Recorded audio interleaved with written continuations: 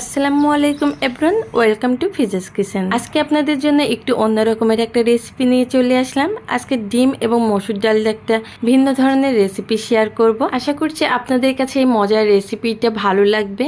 আর একটা কথাই বলবো যে ভালো লাগলে অবশ্যই চ্যানেলকে সাবস্ক্রাইব করবেন, কমেন্ট করবেন এবং রেসিপিটা অবশ্যই শেষ পর্যন্ত দেখার অনুরোধ রইল। তো চলুন মূল রেসিপিতে এবার চলে যাই। এই রেসিপিটার জন্য প্রথমেই হচ্ছে আমার লাগবে মসুর ডালটা আমি 2 থেকে 3 ঘন্টার মতো সময় পানিতে ভিজিয়ে রেখে তারপর উঠিয়ে নিয়েছি। এবার এটা আমি ব্লেন্ড করে নেব। আপনারা চাইলে পাটাতে পিষেও নিতে পারেন।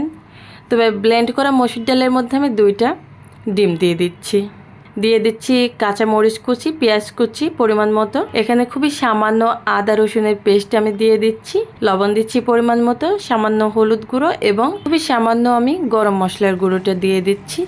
এবার হচ্ছে সবগুলো উপকরণ একসঙ্গে খুব ভালোভাবে মিক্সড করে নেব। এই যে দেখুন সবগুলো উপকরণ কিন্তু একসঙ্গে খুব ভালোভাবে মেশানো হয়ে গেছে। এবার হচ্ছে এগুলো আমি ভেজে নেব। চুলাটা জ্বালিয়ে দিয়ে একটা ফ্রাই প্যান দিয়ে রান্নার রেগুলার তেলটা দিয়ে দিচ্ছি। এবার তেলটা হালকা গরম হয়ে আসলে তেলের মধ্যে মিশিয়ে রাখা মসুর ডাল এবং ডিমের যে ব্যাটারটা তৈরি করে রেখেছিলাম সেটা দিয়ে দিচ্ছি। এবার হচ্ছে চারিপাশটা খুব ভালোভাবে মিলিয়ে দিয়ে একটু বেশি সময় লাগবে ভাজতে, কারণ পুরোটা না হলে ভিতরে মসুর ডালের কাঁচা গন্ধটা কিন্তু থেকে যাবে।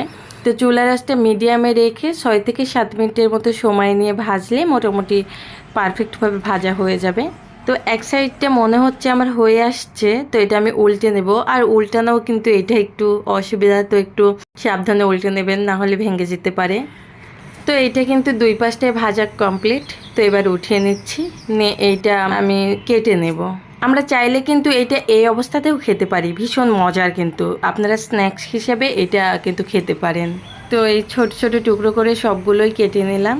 এবার হচ্ছে রেসিপির পরবর্তী ধাপে চলে যাব।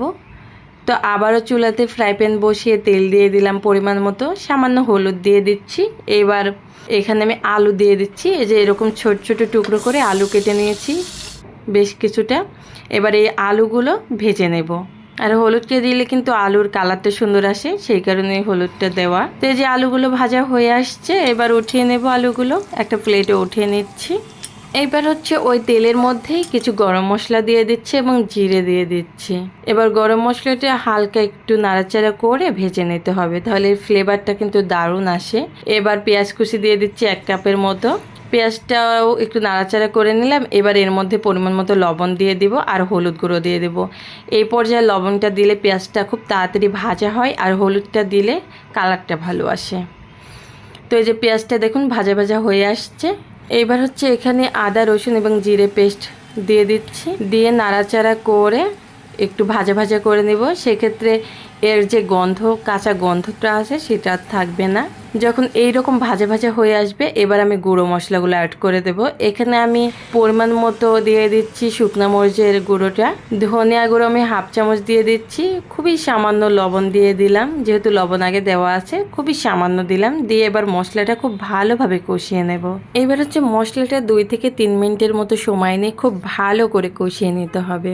মশলা যত ভালো করে কষাবেন তরকারির স্বাদটা দেখবেন তত ভালো আসছে। তো বন্ধুরা এই পর্যায়ে কিন্তু দেখেই বুঝতে পারছেন যে মশলাটা কষানো হয়ে আসছে। তো এই পর্যায়ে আমি আলুটা দিয়ে দিচ্ছি মশলার মধ্যে।